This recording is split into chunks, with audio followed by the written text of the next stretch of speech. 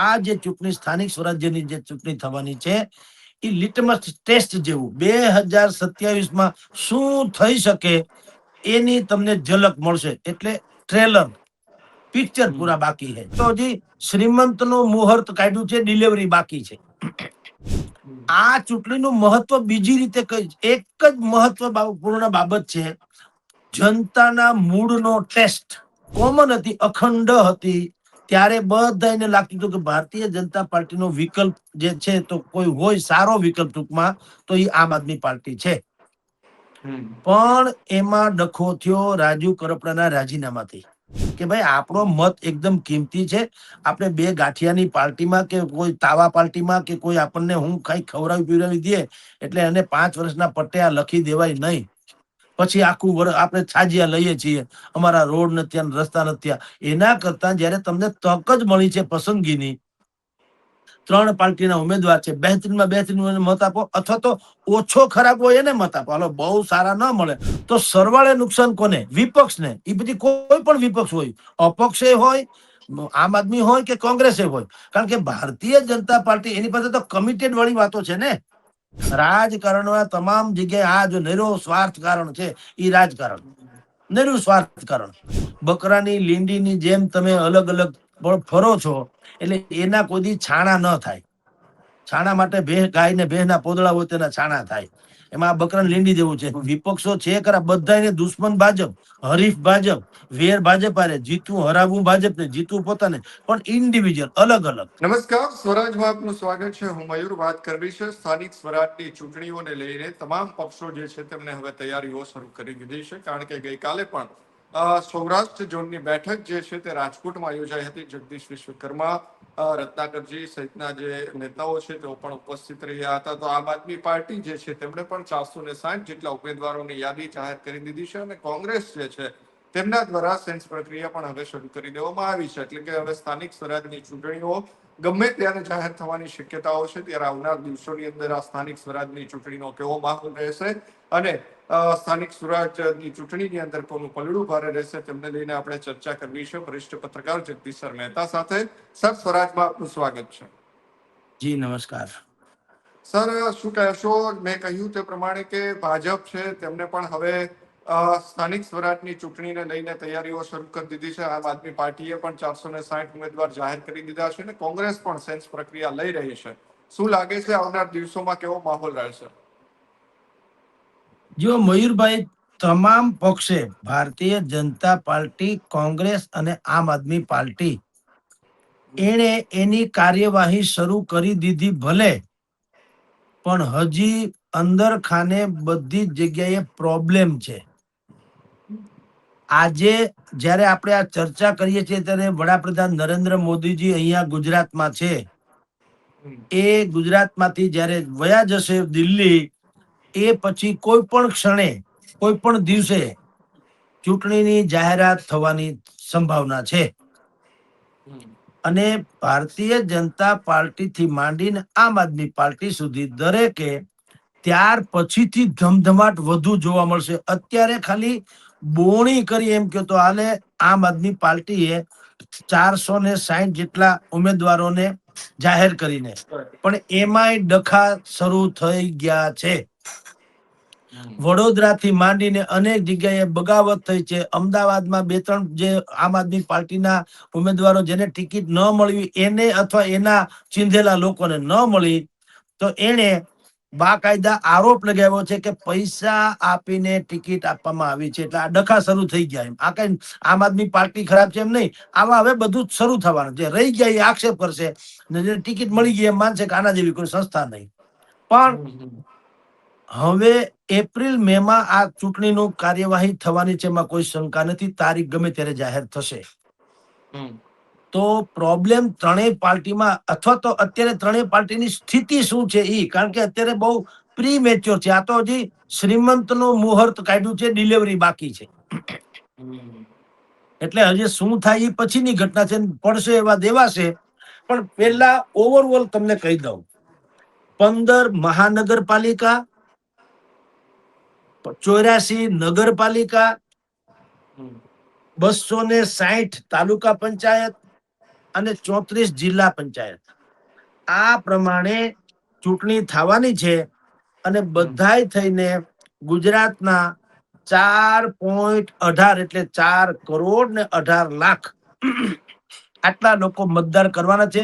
આખા રાજ્યમાં 90% જેટલા હિસ્સામાં આ પ્રાસંગિક ચૂંટણી જેને કહેવાય કે સ્થાનિક સ્વરાજ્યની ચૂંટણીનો માહોલ 90%માં. એનો અર્થ એમ છે કે આ 2027 પહેલાની સેમી ફાઇનલ થવાની છે. આ ચૂંટણીથી થશે શું તમને કહું, જીતે હારે ગમે તે, કોઈ વિપક્ષ જીતે, શાસક જીતે, અપક્ષ જીતે કે આમ આદમી કે કોઈ બીજા જીતે, સાંભળજો, આ ચૂંટણીનું મહત્વ બીજી રીતે કઈ, એક જ મહત્વપૂર્ણ બાબત છે, જનતાના મૂડનો ટેસ્ટ. બસ આ એક જ મુદ્દો. બાકી કોણ જીતે કોણ આ રહી છોડો. તાલુકા જિલ્લા પંચાયત અગર કોંગ્રેસ જીતે કે આમ આદમી પાર્ટી જીતે કે ભાજપ શાસન જાળવી રાખે, કોઈ ફરક નહીં. અલબત્તા ઈ કોંગ્રેસ વાળા જીતે ને ભાજપ વાળા અરે આમ આદમી જીતે, ધારે તો કઈક ઇધર ઉધર કરીને પક્ષ પલટો ના તેમ થઈને વળી પાછું ધારે તો લઈ પણ શકે શાસક પક્ષ, અથવા આ લોકો શાસક પક્ષમાં ભળી પણ શકે. કારણ કે તમારે ગ્રાન્ટ માટે તો રાજ્ય સરકારની યાદ ખોળો પાથરે સુધરો, એના વગર તો છૂટકો નથી. એટલે એમ સત્તાની દ્રષ્ટિએ કોઈ મૂલ્ય નથી. મૂલ્ય શું છે? જનતાનો મૂડ શું છે? અને મયુરભાઈ, થોડાક સમય પહેલા એટલે અવિભાજ્ય જ્યારે હતું આમ આદમી પાર્ટી અખંડ, એટલે રાજુ કરપડાના રાજીનામા પહેલાનું કહું છું, ત્યાં સુધી માહોલ જુદો હતો. કારણ કે જે લોકો ફ્રસ્ટ્રેશનમાં કોંગ્રેસ કે બીજા કોઈ રીતે, કોંગ્રેસ અને ભાજપ બે નહીં કહું છું, પણ પેલા કોંગ્રેસનું કહું, એમાંથી પણ જેને એમ લાગતું હતું કે કોંગ્રેસ આપણને આપણા કદ પ્રમાણે પદ આપતા નથી, એવા લોકો, દિગ્ગજ લોકો કહું છું, ધારાસભ્ય લેવલના, એ લોકો પોતાના સમર્થકો, નાના નાના જે કાર્યકરો હોય, એને આમ આદમીની ટિકિટ અપાવવાની કોશિશ કરતા હતા, અથવા તો એવું ઈચ્છતા હતા કે એ આમ આદમી તરફથી જીતી જાય, પછી આગે આગે ગોરખ જાગે. કારણ કહેવાય છે શું કે આ જે ચૂંટણી જે છે એ ટેસ્ટ કેસ છે, અને દરેક નેતાએ એના પાર્ટીના વડાને બતાવવાની જરૂર છે કે ભાઈ અમારી શું હેસિયત છે. એટલે કોંગ્રેસના અસંતુષ્ટો, ભાજપના પણ અસંતુષ્ટો, અને આમ આદમી પાર્ટીના આકાંક્ષી લોકો, જે મહત્વકાંક્ષી લોકો, અથવા તો જેને લડવું છે, આ બધાનો સમૂહ જ્યારે આમ આદમી પાર્ટી કોમન હતી, અખંડ હતી, ત્યારે બધાને લાગતું હતું કે ભારતીય જનતા પાર્ટીનો વિકલ્પ જે છે, તો કોઈ હોય સારો વિકલ્પ ટૂંકમાં, તો એ આમ આદમી પાર્ટી છે. પણ એમાં ડખો થયો રાજુ કરપડાના રાજીનામાથી. કારણ કે આમ આદમી પાર્ટીનો બેઝ શું હતો એ તમને કહું, ખેડૂતો મોટા ભાગનો, અને ખેડૂતોનો એકમાત્ર બેઝ હતો રાજુ કરપડા મોટા ભાગે. હવે અત્યારે રાજુ કરપડા પોતે ખેડૂત સંકલ્પ યાત્રા કાઢીને નીકળે છે, આપણે બધા જાણીએ છીએ, અખબારોમાં એના અહેવાલો છે, અને કમસે કમ હજારોની સંખ્યામાં કિસાનો ઉમટી પડે છે. એનો અર્થ એમ છે કે એની પાસે પોતી કે એક નાની મોટી પણ વોટ બેંક તો છે જ. જે આમ આદમી પાર્ટીની હતી એ હવે રાજુ કરપડાની છે, એટલે રાજુ કરપડા અત્યારે તો કોઈ પાર્ટીમાં છે નહીં, તો એ મત ક્યાં આપે? રાજુ કરપડાના સમર્થકો કોને મત આપે? આમ આદમીને તો આપશે નહીં. ભાજપમાં હજી રાજુભાઈ જોડાણા નથી, તો ભાજપને કેમ આપે કે કેમ? કોંગ્રેસમાં તો આપવાનો પ્રશ્ન નથી. એટલે તમને કહું છું કે હવે યા તો એ મતદાન ન કરે, અથવા તો રાજુ કરપડા કોઈ પાર્ટીમાં જોડાય તો એની ફેવરમાં કરે, બેમાંથી એક. તો આમ આદમી પાર્ટીને નુકસાન જાય ને, કારણ કે બધા જ આમ આદમી પાર્ટીના લોકો હતા. એટલે હું તમને કહું છું કે આ જે ચૂંટણી, સ્થાનિક સ્વરાજ્યની જે ચૂંટણી થવાની છે, એ લિટમસ ટેસ્ટ જેવું 2027માં શું થઈ શકે એની તમને ઝલક મળશે. એટલે ટ્રેલર, પિક્ચર પૂરા બાકી है. જી મયુરભાઈ. સર, આમ આદમી પાર્ટીએ આમ તો ઉમેદવારો પહેલા ઉતારીને પહેલો કામ મારી દીધું એવું માનવામાં આવી રહ્યું છે. જે 460 ઉમેદવારો તેમને ઉતાર્યા છે મહાનગરપાલિકા, જિલ્લા પંચાયત, તાલુકા પંચાયત, નગરપાલિકામાં, તેમાં સર એક અમે આખું લિસ્ટ જોયું હતું, અને એમાં જોયું કે સૌથી યુવા ઉમેદવારો અને શિક્ષિત ઉમેદવારો ઉતાર્યા છે. તો આનાથી જનતામાં કોઈ ફેર પડી શકે ખરા? સારું જુઓ, હવે ખાલી આમ આદમી પાર્ટી જ નહીં, ભારતીય જનતા પાર્ટી અને કોંગ્રેસના દિગ્ગજ નેતા અહીંના જેને પ્રભારી બનાવવામાં આવ્યા છે, તો ઇલેક્શન માટે થઈને મેઇન હોદ્દો આપવામાં આવ્યા છે, એવા સૂત્રોને આપણે પૂછ્યું. એણે પણ કીધું કે અમે પણ શિક્ષિત, વિઝનરી, બેદાગ, યુવાન, સમર્પિત એવા કાર્યકરોને વિશેષ પ્રાધાન્ય આપવામાં માનીએ છીએ. એનું કારણ મયુરભાઈ, ઘણા સમયથી આપણે જે ડિબેટ કરીએ છીએ ને, ત્યારે હું છેલ્લા એકાદ વર્ષથી કહી રહ્યો છું કે જનતાનું માનસ હવે બિલકુલ મેચ્યોર થઈ ચૂક્યું છે.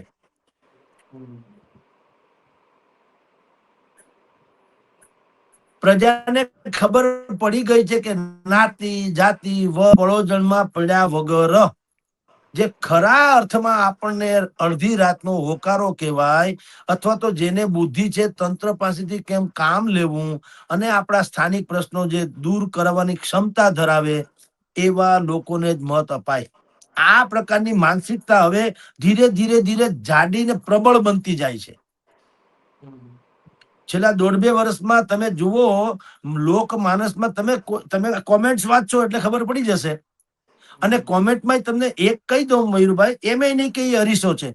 હવે ત્રણેય પક્ષોના એક સાયબર આખો સેલ છે. હું કોઈની ફેવરમાં બોલું તો બધા વાહ વાહ વાહ વાહ, કોઈની ધારો એને એમ લાગે કે અમારી વિરુદ્ધમાં છે તો આપણી ભયાનક ટીકા.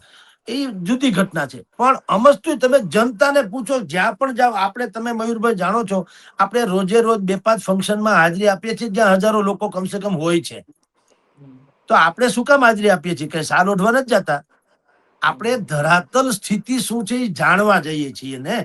એઝ એ જર્નલિસ્ટ, પત્રકાર તરીકે આપણી ભૂમિકા પર શું હોય કે ખરા અર્થમાં જનતાનો શું મૂડ છે એ કહીએ, જેથી આપણી ડિબેટ અને જનતાનો મત એ બેમાં કોઈ અંતર ન રહે. અને એ જ વાત છે જેથી કરીને આપણે જેટલી પણ આગાહી ભૂતકાળમાં કરી અથવા ભવિષ્યમાં આપણે કરી શકીશું એ લગભગ સત્યની નજીક રહે છે. એનું કારણ એ છે કે એમાં આપણું કશું જ નથી. આપણે જનતાને મૂળ જાણી કાઢવીને, જેમ ઓલી એજન્સીસ હોય છે, સર્વે એજન્સીસ બધી, અને એ પ્રી પોલ ચૂંટણી પહેલા, મતદાન પહેલા કહી દે છે કે પશ્ચિમ બંગાળમાં કોની સરકાર આવશે, ઝારખંડમાં કોની આવશે, મહારાષ્ટ્રમાં કોની આવશે. એ જેમ કે છે એમ આપણે શું કરીએ છીએ, આપણે રાજકારણના જેટલા પણ ખેલંદાઓ જે છે એના ટચમાં છીએ. પછી કોમન મેન છે, જેને કોઈ રાજકારણ લેવા દેવા નથી, પણ જાહેર જીવનનો વ્યક્તિ ચોક્કસ છે, સામાજિક હોય યા ધાર્મિક હોય. તો આપણે એવા બધા લોકોને પૂછીએ, કારણ કે એ હજારો લોકોને રોજ મળતા હોય છે. એટલે સર્વે એમ જ થતું હોય, ઓવરઓલ આપણને ખબર પડે કે જનતાનો મિજાજ શું છે. એટલે જે તમે પ્રશ્ન કર્યો કે ઈસુદાન ગઢવીએ ડોક્ટરો કે ફલાણા કે ભણેલા ગણેલા કે એને યુવાનોને તક આપી, સારી વાત છે ને, આપવી પડે. હવે બીજું હાલે એમ નથી. તમે જ્ઞાતિ જાતિની વાતો કરીને ગમે એને ઉભા રાખી દો, એને હવે લોકો આંધળે બેરું કૂટે એમ મત આપે એવું જરૂરી નથી. હવે તેલની ધાર જુઓ એમ માનનારા વર્ગ વધી ગયો છે, નાગરિકો. એટલે એને નહીં, મેં ભારતીય જનતા પાર્ટીના અહીંના પ્રભારીને પણ પૂછ્યું. એને પણ પ્રભારી કયો કે હોદ્દેદાર કયો, એને મને કીધું કે સાહેબ નજીકના ભવિષ્યમાં જ અમે ઉમેદવારોનું ચયન પ્રક્રિયા, પસંદગીની પ્રક્રિયા શરૂ કરીશું. મેં એમ કીધું કે મને તમે જો કહી શકો એમ હોય તો, કે તમારું ફોકસ શું રહેશે. તમારી પાર્ટીના જે લોકો અત્યાર સુધી ઉમેદવારી કરવામાં વંચિત રહી ગયા એને લાભ આપવાની વાત છે, કે પછી જૂનાને જાણીતાને મારાને તારાને. તો ગઈકાલે જ રાજકોટમાં જગદીશ વિશ્વકર્મા હતા અને એને શું કીધું કે ભલામણોની કોઈ વાત ધ્યાને લેવામાં આવશે નહીં, અને મારા મારા મારા નહીં, સારા સારા સારા એને આપો. એટલે ઈસુદાને કર્યું એના જેવું જ ભારતીય જનતા પાર્ટીનું અત્યારે વલણ તો જોવા મળે. પછી જે પડશે એવા દેવાશે, એ જુદી ઘટના છે. એવી રીતે કોંગ્રેસ, એના પણ દિગ્ગજ નેતાને આપણે સંપર્કમાં પણ છીએ અને સ્થાનિક કાર્યકરોને સંપર્કમાં છીએ, જે એક્ટિવ છે કાર્યકરો, જેને ટિકિટ મળવાની સંભાવના વધુ હોય એવા લોકોને પૂછ્યું. ત્યાં પણ એવું જાણવા મળ્યું કે હવે પાર્ટી પણ એવું ઈચ્છે છે કે ક્રિમિલિયર, એટલે મહાજન કક્ષાના સારા માણસો, સદગ્રહસ્થો, જેની વેલ્યુ હોય બજારમાં, બેદાગ હોય, ટૂંકમાં એવા લોકો, ઉજળિયાત કોમ હોય કે કોઈ પણ કોમ હોય, પણ એ બેદાગ તો હોવો જ જોઈએ. એવા લોકોને વધુ પ્રાધાન્ય આપવાની આ લોકો કોશિશ કરી રહ્યા છે. એટલે એવરેજ તમે ગણો તો જનતાનો મૂડ પારખવાની આ પરિસ્થિતિ છે, અને ત્રણેય પાર્ટીઓ હવે એવા ચહેરાને બજારમાં મૂકવા માંગે છે જેને કારણે જે સર્વ સ્વીકૃત હોય. લોકોને એમ લાગે કે આને મત આપવામાં લગભગ ખોટું તો નથી એમ. પેલા શું થતું હતું, મારા તારા ને એમ જે જૂથવાદ ને ફલાણું ને ઢીકણું થતું હતું, એમાં ગમે એને ઉભા રાખે ને એની મરજી પ્રમાણે એના મત અંકે કરી લેતા હતા. હવે એક એક નાગરિક છે ને સૈનિક જેવો થઈ ગયો છે, ચૂંટણી પંચ જેવો થઈ ગયો છે, યા તો લડવૈયો થઈ ગયો છે. ઉમેદવાર પોતે હોય એમ હવે નાગરિકો મતદારો લડે છે કે ભાઈ આપણો મત એકદમ કિંમતી છે. આપણે બે ગાંઠિયાની પાર્ટીમાં કે કોઈ તાવા પાર્ટીમાં કે કોઈ આપણને હું કઈ ખવડાવી પીવડાવી દે એટલે એને 5 વર્ષના પટ્ટે આ લખી દેવાય નહીં. પછી આખું વર્ષ આપણે છાજિયા લઈએ છીએ, અમારા રોડ નથી ત્યાં, રસ્તા નથી ત્યાં. એના કરતા જયારે તમને તક જ મળી છે પસંદગીની, 3 પાર્ટીના ઉમેદવાર છે, બેહતરીનમાં બેહતરીન મત આપો, અથવા તો ઓછો ખરાબ હોય એને મત આપો. હાલો બહુ સારા ન મળે તો સૌથી ઓછો ખરાબ કોણ છે, કમસે કમ એટલું તો ખરું કે સૌથી ઓછો ખરાબ તો છે. એટલે આ પ્રકારની પ્રક્રિયા ત્રણેય પાર્ટીમાં ચાલી રહી છે. કોંગ્રેસ, ભાજપ અને આમ આદમી પાર્ટી, એ ત્રણેયમાં આ પ્રકારની ચયન પ્રક્રિયા ચાલે છે. અને એમાંય ઓબીસી ફેક્ટર જે છે એ પાછું એપી સેન્ટર છે. જી મયુરભાઈ. સર, આ વખતે વાત કરીએ તો આમ આદમી પાર્ટીએ એવી જાહેરાત કરી છે ઈશુદાન ગઢવીએ કે પ્રથમ વખત ગુજરાતની આ સ્થાનિક સ્વરાજની ચૂંટણીમાં 12,000 ઉમેદવારો તેઓ ઉતારવા જઈ રહ્યા છે. એમાંથી 460 નું લિસ્ટ તેમણે જાહેર કરી દીધું. સર, આ 12,000 ઉમેદવારો અત્યાર સુધી આમ જોઈતા હતા ગુજરાતની સ્થાનિક સ્વરાજની ચૂંટણીની અંદર તો ત્રિપાખીયો જંગ નહોતો. હવે ત્રિપાખીયો જંગ જે છે તે જામવાનો છે, કારણ કે આમ આદમી પાર્ટી સીધી જ હવે 12,000 ઉમેદવાર ઉતારવા જઈ રહી છે. તો સૌથી મહત્વની વાત એ છે કે આમ આદમી પાર્ટીના ઉમેદવારો ખરેખર કોને ફાયદો કરશે? જુઓ, એવું છે, ઈશુદાનભાઈએ કીધું 12,000 લોકોને ઉતારશું એટલું જ નહીં, એને એમ પણ કીધું કે પહેલી વાર એવું બનવા જઈ રહ્યું છે કે અમે સામાન્ય નાગરિકોને પણ ઉમેદવારીની તક આપીએ છીએ. આ વિધાન જે છે જેટલું સાંભળવું ગમે એટલું સમજીને બોલાવવામાં આવેલું છે. સામાન્ય જ હોય ને, આમાં કઈ નરેન્દ્ર મોદી થોડા ઉદઘાટન ઉમેદવારી કરે, કે ભૂપેન્દ્રભાઈ કરે, કે કેજરીવાલ કરે, કે અમિત ચાવડા કરે. એ તો હોય ને, આ ચૂંટણી જ સામાન્ય છે. સામાન્ય ઇન ધ સેન્સ પ્રાદેશિક કક્ષાની છે, હાવ જિલ્લા તાલુકા કક્ષાની. એટલે 12,000 ઉમેદવાર ઉભા તો રાખવા પડે ને. એનો અર્થ એમ તો ન ઉભા રાખે, તમારી પાસે ઉમેદવાર નથી તો સમર્થક ક્યાંથી હોય? જો તમને પૂરતા પ્રમાણમાં ઉમેદવાર ન મળે તો તમારી પાર્ટીને સર્વ સ્વીકૃતિ છે એ કેમ ખબર પડે? ઉમેદવાર તો મળવા જોઈએ. એટલે એમાં પાછું કઈ બહુ એમાં આશ્ચર્યજનક ઘટના નથી. પણ એની તૈયારી છે કે 12,000 જેટલા, એટલે કે જેટલી બેઠકો છે ટૂંકમાં, એ બધામાં આપણે ઉમેદવાર ઉભા રાખવા. સારી વાત છે. અને જેવા ઉમેદવાર રાખશે એવા આપણે બ્લો બાય બ્લો, જિલ્લાથી માંડીને તાલુકા કક્ષાનું આપણે બિલકુલ મેકેનિઝમ છે આપણી પાસે, કે ખરેખર તમારે ત્યાં જે તે તાલુકા કે જિલ્લામાં કે ગામડામાં કઈ પાર્ટીની શું હાલત છે અત્યારે, અને કેમ બદલતી જશે પાછી હાલતમાં. એવું છે, આજે કોઈ અપગ્રેડ એવું થયા કરશે, અપડાઉન અપડાઉન. આજે આમ આદમી પાર્ટીના 10 ઉમેદવાર કોઈ સારા જાહેર થાય તો એનો માહોલ સર્જાય. કાલે એને આટી મારે એવા કોંગ્રેસ જાહેર કરે તો સ્વાભાવિક આમ આદમી પાર્ટીનું ધીરું પડે અને કોંગ્રેસના ઉમેદવારોનું વધુ સારું થાય. કારણ કે બેઝિકલી જે જનતામાં શું પ્રભાવ પાડે એવા લોકો કરશે એવું દેવાશે. પણ તમે જે પ્રશ્ન કર્યો કે કોને નુકસાન કરે, તો એ તો દીવા જેવું સ્પષ્ટ છે કે આમ આદમી પાર્ટી કે કોંગ્રેસ, એ હરીફ કોનું છે? ભાજપનું. રાઈટ? ભાજપ પાસે જો 100 રૂપિયામાં 50 રૂપિયા ભાજપ પાસે હોય ને 50 રૂપિયા વિપક્ષ પાસે હોય, પણ વિપક્ષમાં 2 હોય તો 25-25 આવે ને.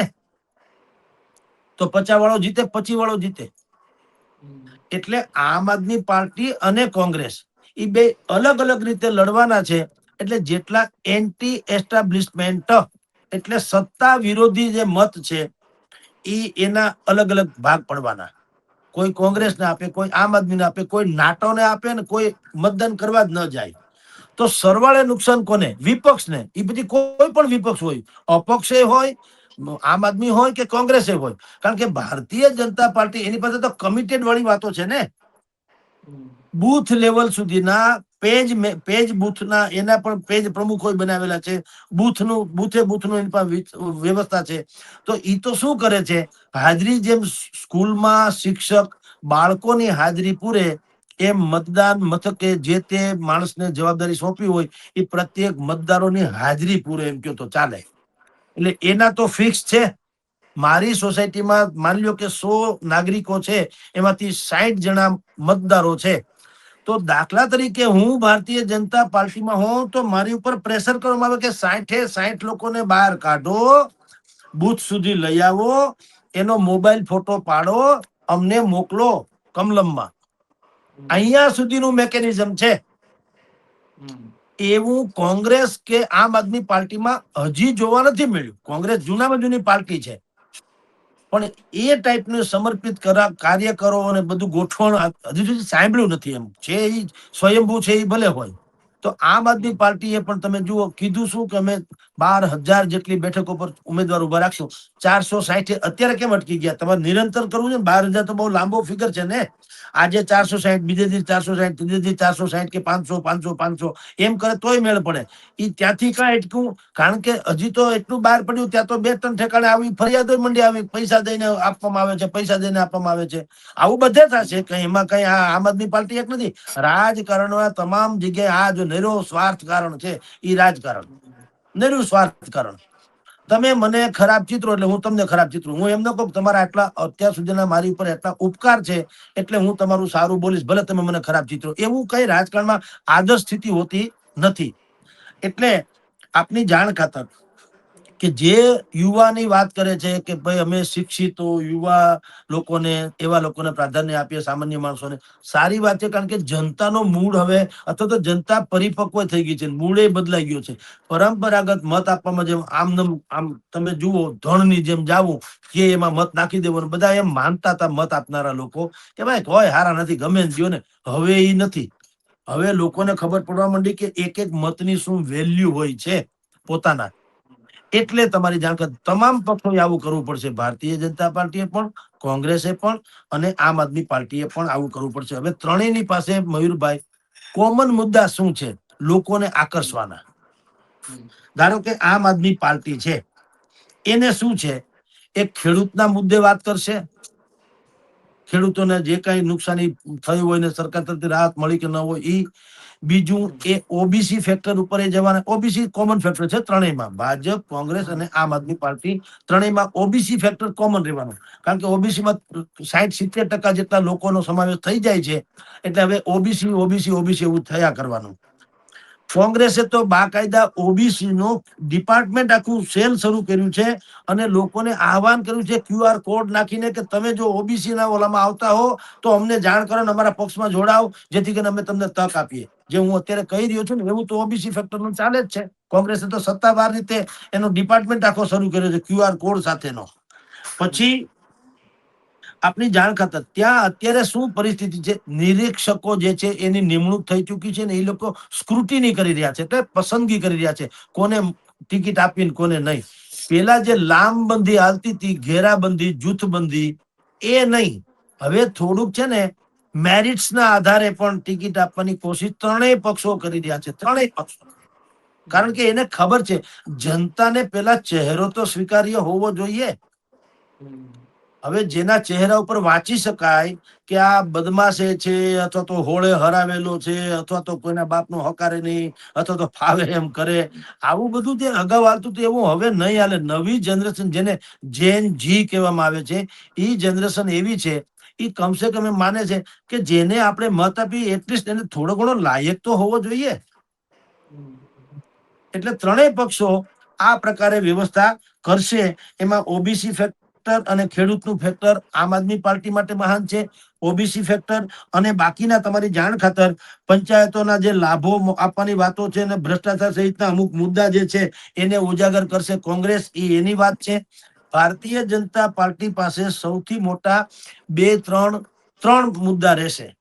એક, એનું સુગ્રંથિત એવું સંગઠન જે પેજ પ્રમુખ અને વોર્ડ પ્રમુખ કે બુથ પ્રમુખ સુધીનું છે એ જગ જાહેર છે.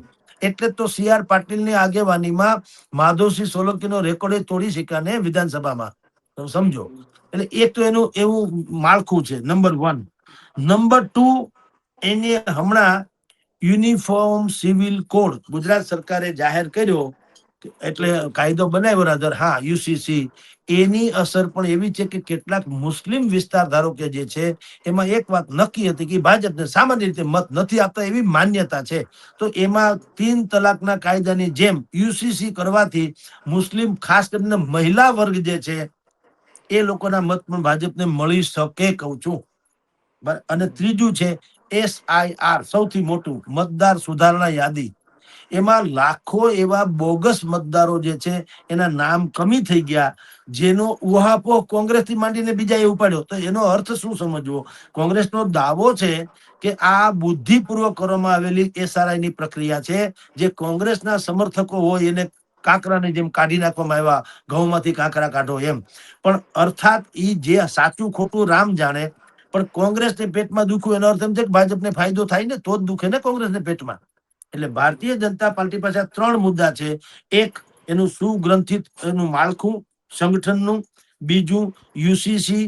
ત્રીજું આ SIR. અને ચોથું તથાકથિત વિકાસની વાતો તો છે. આજે તમે જો નરેન્દ્ર મોદી અહીંયા આવ્યા ગુજરાતની મુલાકાતે, 19,000 થી 20,000 કરોડના પ્રકલ્પોનો એને અહીંયા લોકાર્પણ કે જે કયો તે વગેરે કર્યું. તો એ શું છે? તથા એ કાંઈ હાવ એમને તો ગપગોળા તો હાલે નહીં. તો સવાલ એ છે, ભાજપ એટલા સમયથી શાસનમાં છે એટલે એની પાસે આવા કહેવાતા નક્કર મુદ્દાઓ છે. કોંગ્રેસ, એ સ્વાભાવિક છે, કોંગ્રેસ અને આમ આદમી પાર્ટી એકબીજાને પાછા તો લડતા ઝઘડતા રહે છે. બંને લોકો એકબીજાને ભાજપની બી ટીમ ગણાવે છે, એટલે કન્ફ્યુઝન પેદા કરે છે. જો ખરેખર રણનૈતિક રીતે કોંગ્રેસ અને આમ આદમી પાર્ટી એ બે એક થઈને લડ્યા હોત તો હરખો ભાગ પડે કે વિપક્ષમાં હોય બધા એક ચોક્કસ જગ્યાએ મત મળે. પણ હવે એ તો અત્યારે તમે જાણો છો, બકરાની લીંડીની જેમ તમે અલગ અલગ ફરો છો, એટલે એના કોઈ છાણા ન થાય. છાણા માટે ગાય ને ભેંસના પોદળા હોય તેના છાણા થાય. એમાં આ બકરાની લીંડી જેવું છે. વિપક્ષો છે ખરા, બધાને દુશ્મન ભાજપ, હરીફ ભાજપ, વેર ભાજપ આરે, જીતવું હરાવવું ભાજપ ને, જીતવું પોતાને. પણ ઇન્ડિવિજ્યુઅલ અલગ અલગ, અપક્ષ, વિપક્ષ, કોંગ્રેસ, આમ આદમી, ફલાણું ઢીકણું, કોઈ સમાજવાદી પાર્ટી છે, કોઈ ફલાણી પાર્ટી છે, આમ બધા વેર વિખેર છે. જો એ બધા એક સંગઠિત થઈને લડે તો કંઈક થાય. પણ એ તો એ લોકો જે રીતે અત્યારે એકબીજાની સામે આક્ષેપબાજી કરી રહ્યા છે, એમાં એમ લાગતું નથી કે કોઈ કાળે એક થાય. હમણાં અરવિંદ કેજરીવાલ ને ભગવત માન આવ્યા હતા, કોંગ્રેસ ઉપર પ્રહાર કર્યો દુનિયાભરનો, કોંગ્રેસે કેજરીવાલ ઉપર પ્રહાર કર્યો, આમ આદમી પાર્ટી ઉપર કર્યો છે. તો એ બંનેનો લાભ, તમારો જે પ્રશ્નનો જવાબ છે એ સ્વાભાવિક જ છે કે તમે 10 જણા કુસંપ હોય, આ આંગળી છે આમ છે, આ છૂટી છૂટી છે તો આનાથી કાંઈ થાય નહીં. હાર્મોનિયમ વગાડી શકો કે વાંસળી વગાડી શકો. આમ હોય તો એક ઢીકો મારો તો ડુંગળી તૂટી જાય કે નહીં, પણ સંગઠિત હોય તો થાય ને. સંગઠિત નથી એટલે એનું કાંઈ આવે નહીં, ખાલી આમ આળ પંપાળ થઈ શકે. સંગઠિત છે ભાજપ માન્યો એની પાસે, તો એને એની તાકાત પૂરેપૂરી લગાડે તો એને ફાયદો થાય. આ દીવા જેવું છે, આમાં આપણું કઈ પૃથ્થકરણની જરૂર નથી. આખું જગત જાણે છે કે આ સંગઠિત હોય તો શું થાય. એટલે ભાજપે હજી ઉમેદવાર જાહેર નથી કર્યા. કોંગ્રેસે સ્ક્રુટિની ચાલે છે, બોણી કરી છે આમ આદમી પાર્ટીએ, એ પણ 450-500 અટક્યા છે. એટલે બધાય આ વખતેની જે સેમીફાઈનલ છે ગુજરાતની, એમાં તેલની ધાર જોઈને બધા મેદાને ઉતરવાની કોશિશ કરશે. કારણ કે આ જે કઈ પરિણામ આવે અથવા તો જનતાનું જે મૂડ હોય એના આધારે 2027 ની ફાઇનલ લડાવવાની છે. જી સર, અંતિમ પ્રશ્ન. ગઈકાલે જગદીશ વિશ્વકર્મા જ્યારે રાજકોટમાં હતા ત્યારે એવું લાગે છે કે એમના પાણી પેલા પાળ બાંધી લીધી હોય, કારણ કે તેમણે કહ્યું કે ખોટી નાનામી અરજીઓ ન કરવી, કોઈની સીડીઓ ના મોકલવી, આ બધું જ ડસ્ટબિનમાં નાખી દેવામાં આવશે. એટલે કે સારા ઉમેદવારો છે એને ઉતારવામાં આવશે. તો ઘણા તો ઈચ્છુક ઉમેદવારો હશે કે જે અત્યાર સુધી લડતા હતા, તેમની કદાચ ટિકિટ કપાય, એટલે પાણી પેલા એમને પાળ બાંધી લીધી કે હવે કદાચ જે લોકોએ ખૂબ અત્યાર સુધીમાં ભલે લડ્યા છે પરંતુ હવે નવા ઉમેદવારોને ચાન્સ પણ આપવામાં આવે, એટલે કોઈ વિવાદ ન થાય, એટલે આ પ્રકારનું તેમણે જે માર્ગદર્શન છે તે આપ્યું હોય. એ જો કે જાહેરમાં બોલવાની જરૂર નથી, કારણ કે વિવાદ છે એટલે જ તમારે બોલવું પડ્યું. કોઈની ભલામણ નહીં સાંભળે, કોઈની સીડી મોકલતા નહીં, કોઈનું કાંઈ કરતા નહીં, કોઈના કાળા ધોળા કરતા નહીં, કોઈ આક્ષેપ કરતા નહીં. એનું ગુજરાતી છે કે આવું બધું ખતબદે છે અંદર. અમુક વસ્તુ છે ને, ન બોલ્યામાં 9 ગુણ. એ તમારે કાર્ય પદ્ધતિમાં અમલમાં જ મૂકી દીધું હોત તો, ધારો કે ફોર એક્ઝામ્પલ કહું છું, હું તમારી વિરુદ્ધમાં કોઈ વાત કરું, જગદીશભાઈ વિશ્વકર્માને કરું, ત્યારે એને મને કેવું છે ચૂપ શાંતિ બેસી જાઓ, મારે કઈ નથી સાંભળવું. પણ એ જાહેરમાં કહેવાની ક્યાં જરૂર છે? કારણ કે સાંભળનારા બધા જગદીશ વિશ્વકર્મા નથી હોતા, સાંભળનારા બધા તમારા મારા જેવા છે જે કેટલાક અસંતુષ્ટ છે, કેટલાકને ખબર છે. એટલે એને સારા અર્થમાં કહેવાની જરૂર હતી જગદીશભાઈ વિશ્વકર્માએ કે અમે મેરિટ્સના આધારે જવાનું છે, જે જનતાની અપેક્ષા છે. એમાં બધું આવી ગયું. આ ચૂંટણી કોના હાટું છે? પક્ષ હાટું થોડી છે.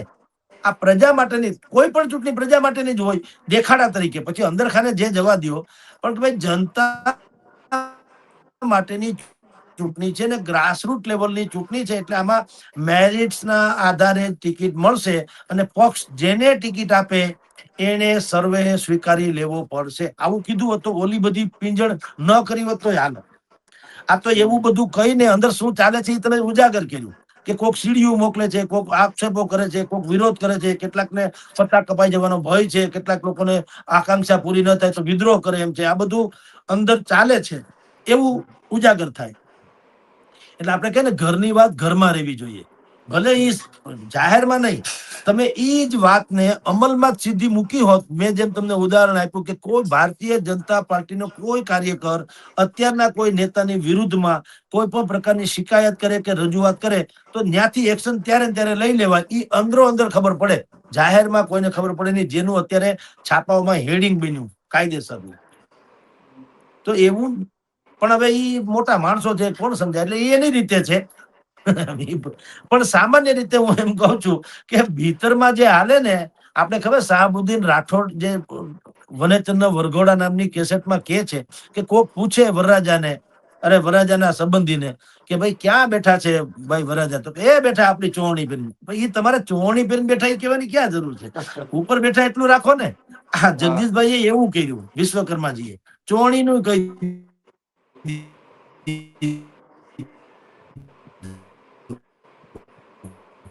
કે પક્ષમાં આવું હાલે. ભાઈ એવું કહેવાની કઈ જરૂર નથી. તમારી સામે જયારે આવું કઈ થાય ત્યારે ત્યારે ન્યાય સમાવી દેવો, એટલે એ ડખો ન થાય. આ તો જાહેરમાં જે કીધું નથી, હું તો કે અંદર શું ચાલે છે ખબર પડે. હાલાકી એને કીધું અને બીજાએ નથી કીધું એટલો જ ફેર છે. કોંગ્રેસની ભીતરનું હું જાણું છું અત્યારે શું ચાલી રહ્યું છે. હમણાં બાકાજી બોલશે, હું તમને નામ જો કહીશ. આમ આદમી પાર્ટીમાં મેં તમને કીધું 460 કેમ અટકી ગયા? નહીં તો 460 ની બોણી કરી હતી તો ઉમેદવાર તો 12,000 કરવાના છે. તો 500 નો લોટ કા નથી કરતા? એ 12,000 મળે તો ઘી છે, માન લ્યો. અને હજી 460 ની જાહેર કરી ત્યાં તો મંડ્યા ભવાડા બહાર આવવા, પૈસા આપીને ટિકિટ આપે, પૈસા આપીને ટિકિટ આપે. બોલો, થાય છે ને? એટલે આ બધી અંદરૂની બાબતો છે. ત્રણેય પક્ષમાં ડકો છે. આણે વળી જાહેરમાં કીધું. પણ મેં આપને કીધું તેમ કે અત્યારે આ જે ચર્ચા છે એ પ્રી મેચ્યોર, એટલે કે આમ જોયું તો પ્રી વેડિંગ કેમ હોય છે એના જેવું. લગ્ન થવાના નક્કી છે પણ પ્રી વેડિંગ અત્યારે ખાલી ફોટો સેશન, બીજું કઈ નહીં. એમ અત્યારે આ બધી કવાયત જે થઈ રહી છે એ પ્રિલિમિનરી છે, આમ ફાઇનલ નથી.